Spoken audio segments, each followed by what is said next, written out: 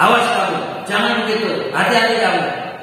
Itu sebenarnya marahnya, tegasnya itu untuk kebaikan si anak itu atau untuk bapaknya sebenarnya. Itu untuk menunjukkan bahwa bapaknya ini tidak mau anaknya celaka, anaknya tersesat, melakukan kejahatan. Itu sebenarnya karena bapaknya itu sayang atau benci? Sayang. Mari kita minum bersama. Enggak, bismillahirrahmanirrahim. Jadi biar suasananya lebih hot, lebih hangat. Bismillahirrahmanirrahim. Minum basmalah pakai tangan kanan. Alhamdulillah. Karena hari-hari ini sering hujan, jadi badan ini kadang lesu, loyo, layu, dan bahkan lebih dari itu ngantuk. Ya, sendiri dari kemarin kegiatannya terus sambil hujan-hujanan. Ya, kemarin kajian di Masjid Badawi, berangkatnya juga hujan. Kemudian lanjut dari Bismillah pengajian di Kampung Sewu, kemudian habis Isya di Masjid Miftahul Jannah, itu di Tunggul Sari. Itu pulang kira-kira tengah 10 malam. Makanya kadang-kadang agak lesu, loyo, dan capek. Nah, karena itu saya kadang juga ikut membayangkan jangan-jangan Bapak Ibu juga loyo dan lesu. Nah, ini sehingga kemudian ngantuk juga. Ya, baik, itu hanya untuk jeda sejenak berkaitan tadi bahwa Allah mengingatkan ya, kepada hambanya karena sayang, sebagaimana Bapak Ibu mengingatkan putra putri Bapak Ibu tidak melakukan kesalahan, ya, tidak melakukan kejahatan karena sayang, karena cinta kasih. Nah, ini yang perlu dipahami dari redaksi yang ada di dalam surat At-Takatsur. Jadi satu sisi ya ayatnya menggambarkan bahwa permegah-megahan itu akan melalaikan ya, dan bahkan itu sampai mati. Dan ini sisi yang lain mengingatkan agar jangan sampai melakukan itu. Karenanya bahasa kala itu diterjemahkan dalam syarah mufradat kapoklah dan berhentilah dari mengerjakan seperti itu. Kemudian pengulangan lagi, kalla law ta'lamuna ilmal yaqin. Kala di sini bermakna sesungguhnya ilmu yakin, artinya pengetahuan yang meyakinkan. Ya, makanya nanti ada beberapa tingkatan ilmu yakin, ada ainul yakin. Nah, jadi ilmu yakin itu artinya pengetahuan yang meyakinkan, sementara ainul yakin penglihatan yang nyata. Jadi ada dua kata yang akan kita baca. Yang pertama kata ilmu yakin. Jadi ilmu yakin berarti pengetahuan tapi bersifat abstrak, namun berkaitan dengan keyakinan. Ilmu yakin itu pengetahuan yang meyakinkan. Sementara kata ainul yakin itu nanti di ayat 7 ya, dijelaskan dalam syarah mufradat sebelum terakhir. Ainul yakin penglihatannya nyata, ini bersifat fisik. Jadi diberi pengetahuan terlebih dahulu dan itu meyakinkan, dan nanti akan dibuktikan apa yang diketahui, apa yang pahami akan menjadi kenyataan dengan melihat langsung ainal yakin. Jadi sampai seperti itu Allah meyakinkan kepada hambanya. Ya, terlepas ini sebenarnya nanti surat yang kita baca nanti dikaitkan dengan masa di saat turunnya, yaitu berkaitan dengan orang-orang musyrikin, orang-orang kafir yang memang menolak atas kebenaran, sehingga mereka bermegah-megahan dunia, tidak mau menerima kebenaran akhirat. Tapi kalau ayat ini kemudian ditujukan kepada kita semua, ini sebagai rambu-rambu, sebagai batasan agar jangan sampai kita bermegah-megahan urusan dunia sehingga melalaikan akhirat. Ini adalah ancamannya jahil, dan ini sebagai pengetahuan terlebih dahulu. Makanya diingatkan ilmal yakin, kemudian nanti akan menjadi ainul yakin, nyata. Kapan? Ya nanti di akhirat. Menjadi nyata kalau sudah di akhirat, di neraka baru melihat langsung. Ini untuk peringatan, untuk peringatan. Kemudian pada kalimat terakhir, belum, la tarawunnal jahim. Nah, ini ancamannya luar biasa. Pertama, secara bahasa huruf lam bermakna taukid. Itu ada dalam bahasa Arab itu lam, la, ada la, itu masing-masing punya makna. Ketika la di sini yang pendek lamnya ayat 6 itu, la tarawunnal jahim, lam itu bermakna taukid, artinya penguat. Kalau la, lamnya panjang, itu bisa diartikan tidak, bisa diartikan jangan. Umpamanya mengatakan la tanamu, artinya Anda tidak tidur. Tapi ketika la tanam, ini larangan, jangan tidur. Nah, itu. Jadi sama-sama pakai la, tapi belakangnya itu berbeda. La tanamu, nah, berarti Anda tidak tidur. Tapi begitu la tanam, itu pertama nunnya pendek, mimnya sukun. La tanam, jangan tidur. Nah, ini contoh la-nya itu artinya sama-sama la tapi beda arti. Sekaligus barangkali ada yang mau tidur biar kaget gitu. Jadi ada ini apaan? Kok jangan tidur? Padahal bukan melarang itu, tapi hanya contoh gitu. Tapi kalau kemudian tiba-tiba dengarnya dilarang, ya malah bangun kan. La tanam, jangan tidur. Tapi kalau lamnya pendek, itu malah justru penguat.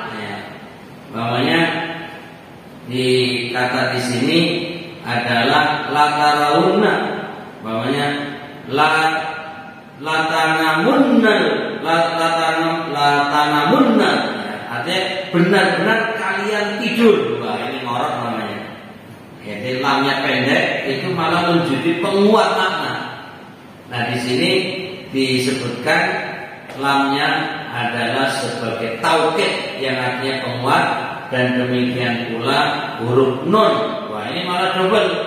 Lam di depan sebagai taukid atau penguat, nun yang di belakang nun bertasydid la tarawunna, artinya kalian benar-benar akan melihat. Nunnya ini penguat, yaitu benar-benar, jadi sungguh benar, luar biasa. Ini untuk meyakinkan, dan biasanya digunakan bagi orang yang tidak percaya.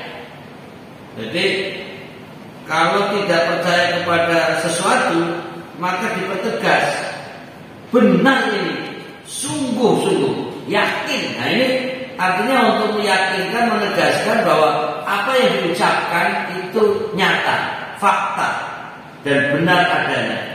Nah di sini berkaitan dengan akhirat, yaitu al-jahim, neraka jahim.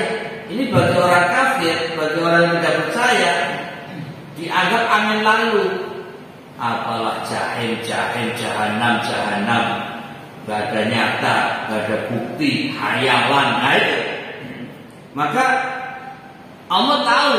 Jadi kalau dalam pendekatan ilmu, ini Allah sebenarnya tahu secara ilmu psikologi. Kalau kita bahasa ilmu psikologi, ya ilmu psikologi, ini psikologis orang kadang-kadang menolak kebenaran. Maka untuk meyakinkan harus ada kata penguat. Jadi pendekatan bahasa untuk meyakinkan hati seseorang, berarti ini Allah seperti mengajarkan ilmu psikologi, psikologi orang. Jadi biar orang yakin, ya, orang mempercayai. Jadi latarun dengan bahasa-bahasa penguat. Tapi kalau orang yang sudah percaya, orang yang sudah yakin, gak usah pakai kata penguat, pasti mendengar dan menerima.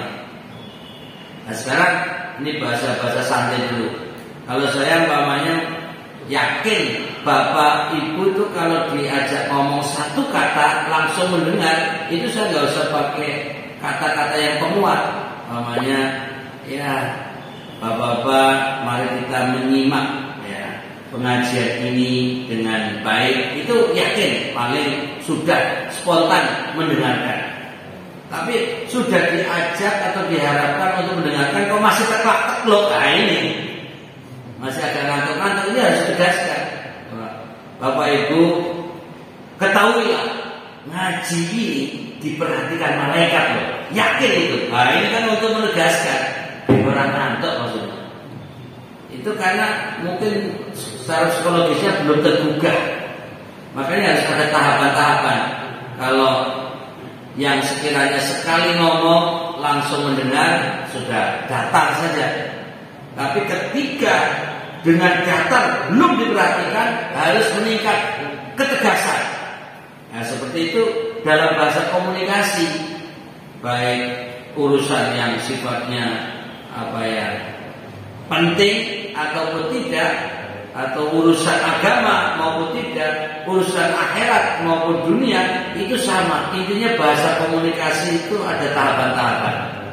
Bahkan ada sebuah ungkapan, orang cerdas cukup dengan isyarat.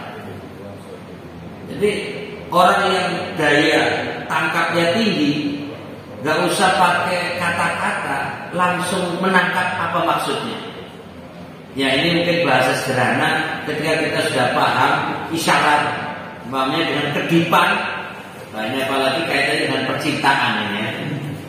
Ada kedipan seorang cewek, lalu Anda sebagai laki-laki, wah ini kedipannya kedipan undangan, ini kedipan menunjukkan setuju. Gak usah pakai kata-kata, langsung paham.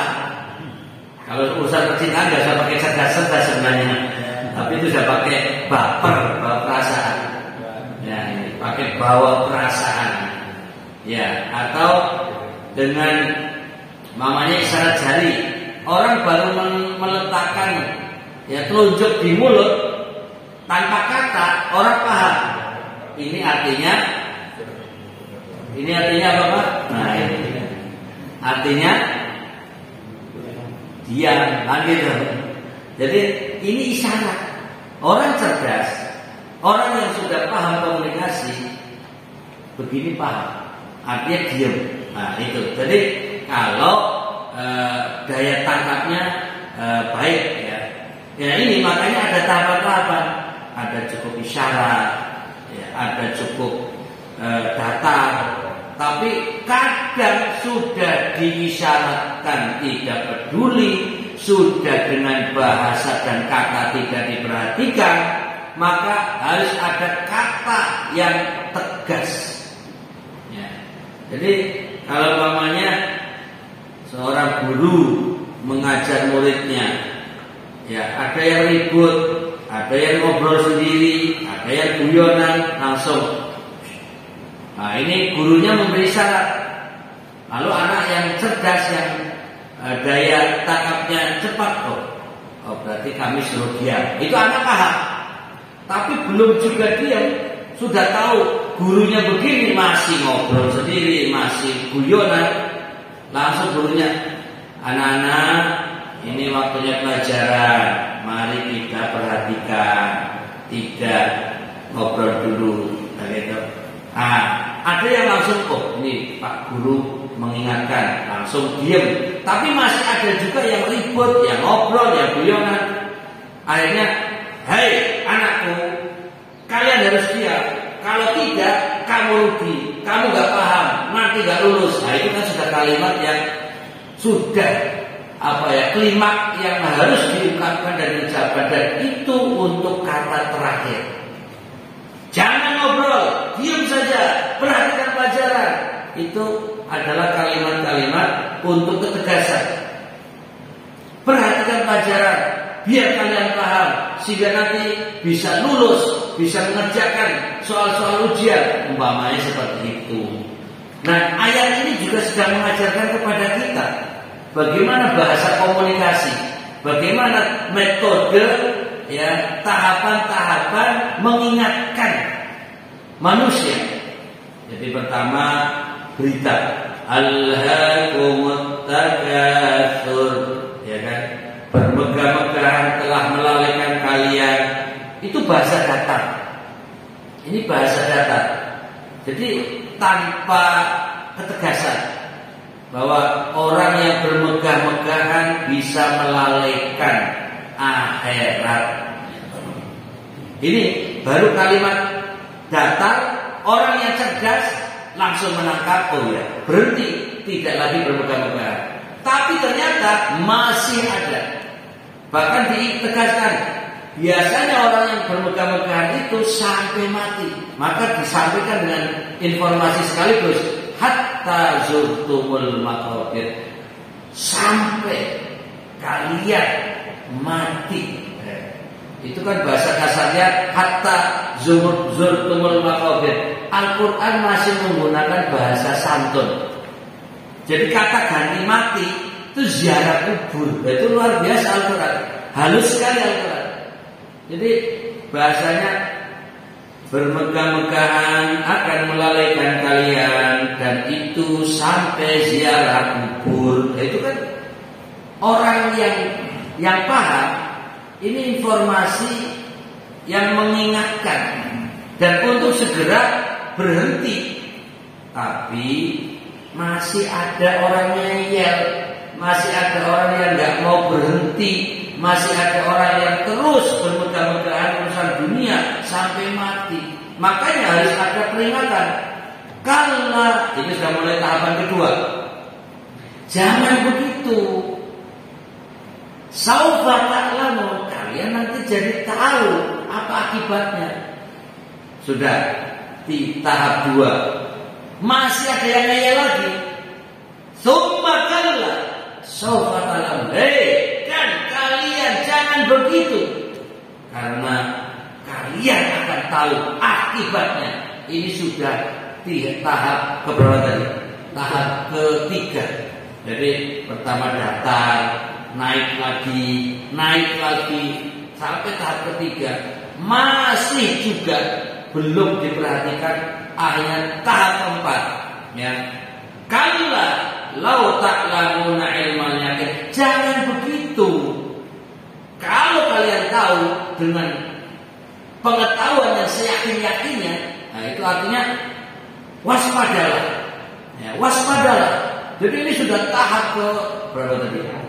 4. Nah, ternyata masih ada yang mengeyel lagi. Ini sudah puncaknya.